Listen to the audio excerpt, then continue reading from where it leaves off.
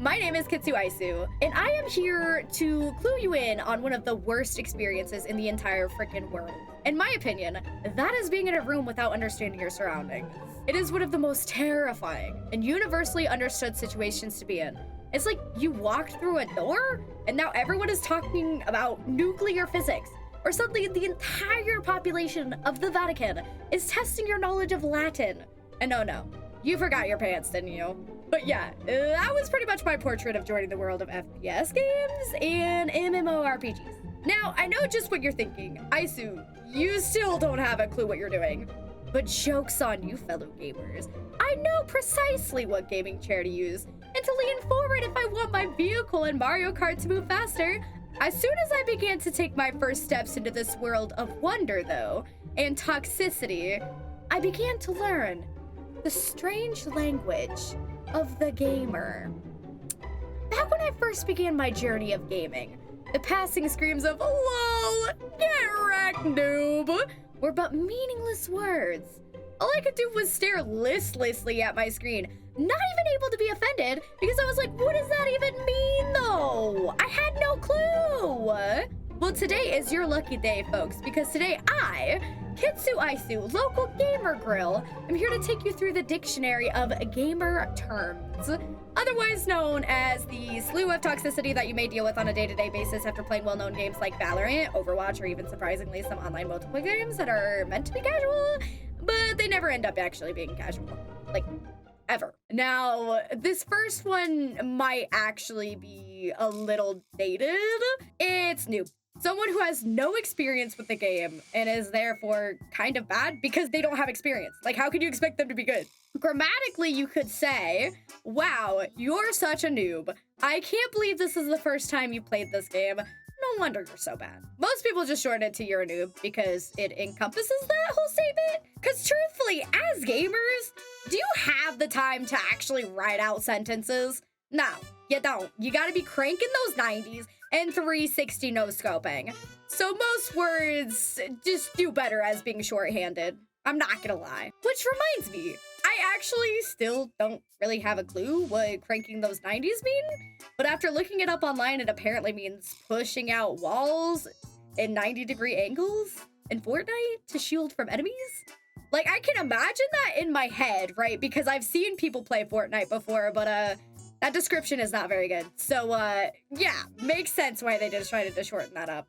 360 no-scoping. Kids from actually back in my day used to use this phrase during games like Trash Get Ball, which is exactly what it sounds like. You pretty much just throw a ball into a trash can. And the 360 just references spinning around fully. And no-scoping just means without aiming. So put it together and boom, you spin around and hit a target without aiming, which is actually pretty freaking cool to see.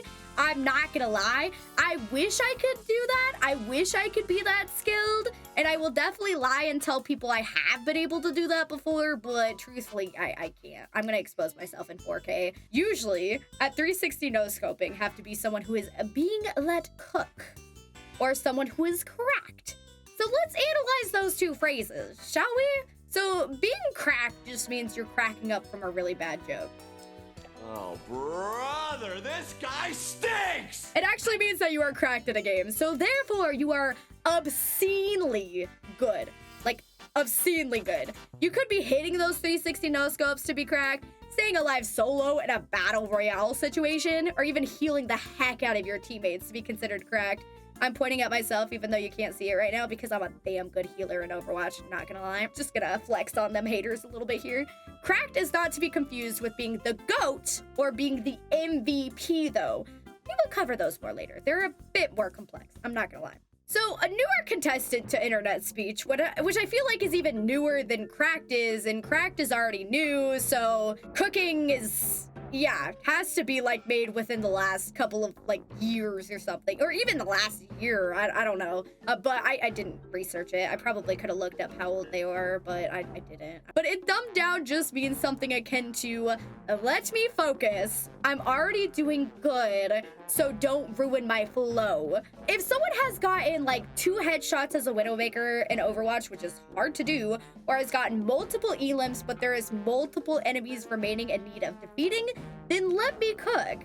might just be the right way to portray your need for silence so you can just focus without someone screaming in your ear to look to your left. Easy win. Revisiting terms mentioned earlier though, because I think we've kind of established some of the ones that I understood more. This is one that again, I feel like is newer.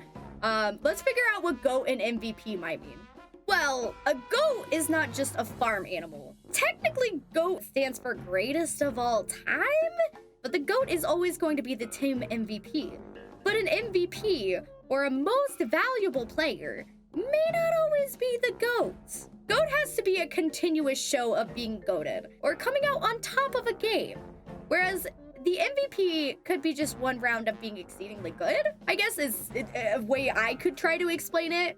Either way, if someone calls you a GOAT, just remember, they may not be calling you a stinky or an animal. It's really a compliment, and you should feel pleased at being awarded such a display. There are also some terms that could be seen as bad or good, depending on the context of when they are used as well. First up is GG. Now, it can be either a word used to be a good sport, or even a word meant to intimidate the other team in a 5v5 game. Overwatch.